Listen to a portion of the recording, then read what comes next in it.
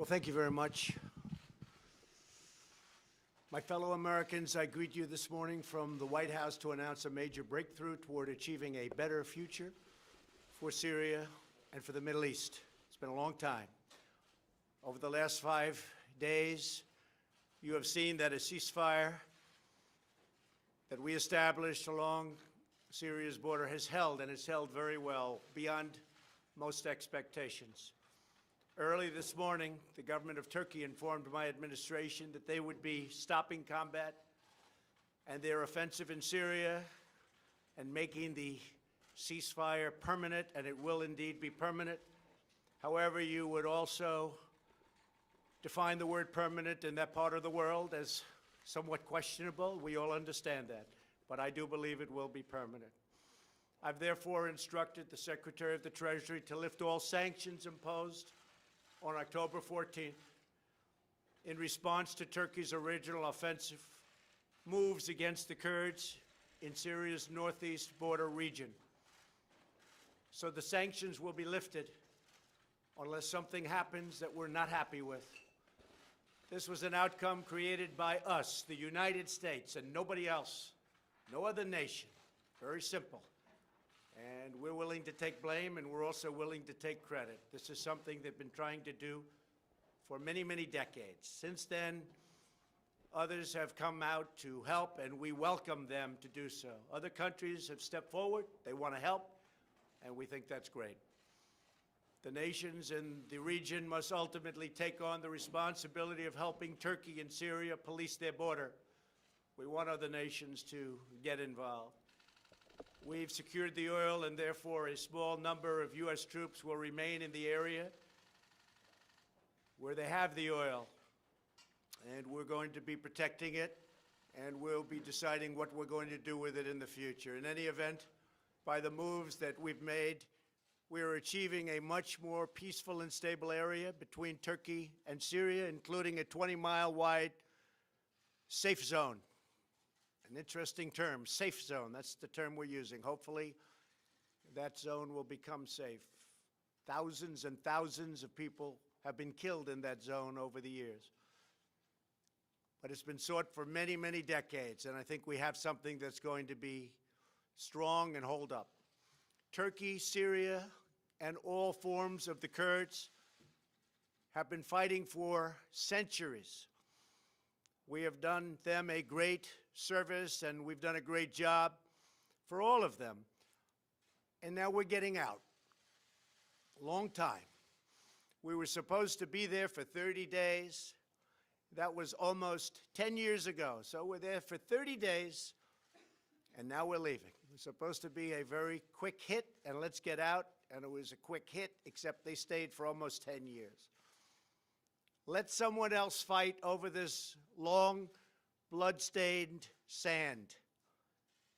I want to thank Vice President Pence and Secretary of State Pompeo for leading the American delegation so successfully to Turkey several days ago, along with National Security Advisor O'Brien. I want to thank them very much. The American delegation negotiated the original 5-day ceasefire that ended Kurdish fighters to safely leave. It just got them to a point where, frankly, they were able, it enabled them to get out, to go, and move really just a few miles in a slightly different direction. So this enabled them to do so. Countless lives are now being saved as a result of our negotiation with Turkey, an outcome reached without spilling one drop of American blood. No injuries, nobody shot, nobody killed. I have just spoken to General Mazlum, a wonderful man, the commander-in-chief of the SDF Kurds, and he was extremely thankful for what the United States has done. Could not have been more thankful. General Mazlum has assured me that ISIS is under very, very strict lock and key, and the detention facilities are being strongly maintained. There were a few that got out, a small number, relatively speaking, and they've been largely recaptured. I'm also sure that he will be issuing his own statement very shortly. We had a great talk, but we've saved the lives of many, many Kurds. He understands that. The war was going to be vicious and probably not very long. And I'm very happy to have been involved in it, as are our Vice President, our Secretary of State, and all of the other people on our team. By getting that ceasefire to stick, we've done something that's very, very special. But by getting the ceasefire after a tremendous amount of really tough war for a very short period of days, that is something very special. Our troops are safe, and the pain and suffering of the three-day fight that occurred was directly responsible for our ability to make an agreement with Turkey and the Kurds that could never have been made without this short-term outburst. Should Turkey fail to honor its obligations, including the protection of religious and ethnic minorities, which I truly believe they will do, we reserve the right to reimpose crippling sanctions, including substantially increased tariffs on steel and all other products coming out of Turkey. We are now an economic powerhouse like never before, and very importantly, like no other. Our economic might is stronger than it's ever been, and our competitors are not doing very well. We also expect Turkey to abide by its commitment regarding ISIS as a backup to the Kurds watching over them. Should something happen, Turkey is there to grab them. Further, we implore European countries to come and take those fighters that the U.S. captured and bring them back to their countries for incarceration and for trial. Until just recently, Europe has been very unresponsive in doing what they should have been doing for a long time. Now is their chance to finally act. American forces defeated 100% of the ISIS caliphate during the last 2 years. We thank the Syrian Democratic Forces for their sacrifices in this effort. They've been terrific. Now Turkey, Syria, and others in the region must work to ensure that ISIS does not regain any territory. It's their neighborhood. They have to maintain it. They have to take care of it. There were some political pundits who responded to Turkey's offensive in Syria by calling for yet another American military intervention. I don't think so. But halting the incursion by military force would have required deploying tens of thousands of American troops against Turkey, a NATO ally, and a country the United States has developed a very good relationship with, including President Erdogan. The same people that I watched and read giving me and the United States advice were the people that I have been watching and reading for many years. They are the ones that got us into the Middle East mess, but never had the vision or the courage to get us out. They just talk. How many Americans must die in the Middle East in the midst of these ancient sectarian and tribal conflicts? After all of the precious blood and treasure America has poured into the deserts of the Middle East, I am committed to pursuing a different course, one that leads to victory for America. Through much work, we have done things that everybody said couldn't be done. Today's announcement validates our course of action with Turkey that only a couple of weeks ago was scorned. And now people are saying, wow, what a great outcome. Congratulations. It's too early to me to be congratulated, but we've done a good job. We've saved a lot of lives.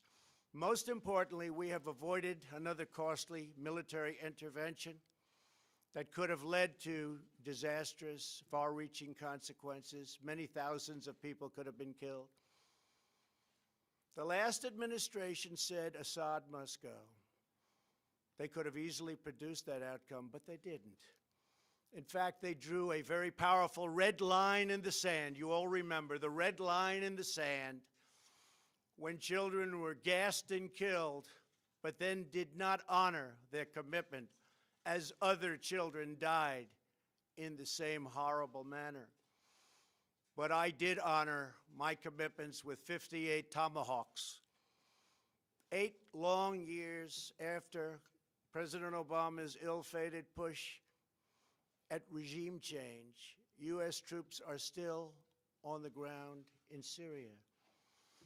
More than 500,000 people are dead, hundreds of thousands are terribly injured, and millions more Syrians are displaced.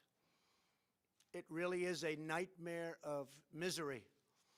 Across the Middle East, we have seen anguish on a colossal scale. We have spent $8 trillion on wars in the Middle East, never really wanting to win those wars. But after all that money was spent and all those lives lost, the young men and women gravely wounded so many, the Middle East is less safe, less stable, and less secure than before these conflicts began. The same people pushing for these wars are often the ones demanding America open its doors to unlimited migration from war-torn regions, importing the terrorism and the threat of terrorism right to our own shores. But not anymore. My administration understands that immigration security is national security. As a candidate for president, I made clear that we needed a new approach to American foreign policy, one guided not by ideology, but by experience, history, and a realistic understanding of the world. We are building up America's military might like never before, investing $2.5 trillion since my election. But we will not be depleted. We will not happen again. It will not be allowed to happen again, where our military is depleted, fighting in areas of the world where we shouldn't be. When we commit American troops to battle, we must do so only when a vital national interest is at stake. And when we have a clear, objective, a plan for victory and a path out of conflict, that's what we have to have. We need a plan of victory. We will only win. Our whole basis has to be the right plan, and then we will only win. Nobody can beat us. Nobody can beat us. I want to again thank everyone on the American team who helped achieve the ceasefire in Syria, saved so many lives, along with President Erdogan of Turkey, a man I've gotten to know very well, and a man who loves his country. And in his mind, he's doing the right thing for his country. And we may be meeting in the very near future. I also want to thank General Mazloum for his understanding and for his great strength and for his incredible words today to me, but me just as a representative of the United States, because he knows that we saved tens of thousands of Kurds. And we're not talking in the long term, we're talking in the short term. We're talking something that was going on immediately and something, frankly, that was planned for a long time. The job of our military is not to police the world. Other nations must step up and do their fair share. That hasn't taken place. Today's breakthrough is a critical step in that direction. Thank you all very much, and God bless America. Thank you. Mr. President, you said that the ISIS fighters who escaped have been recaptured, but today your top envoy said that's not true, that they don't know where they are. Do you have a comment?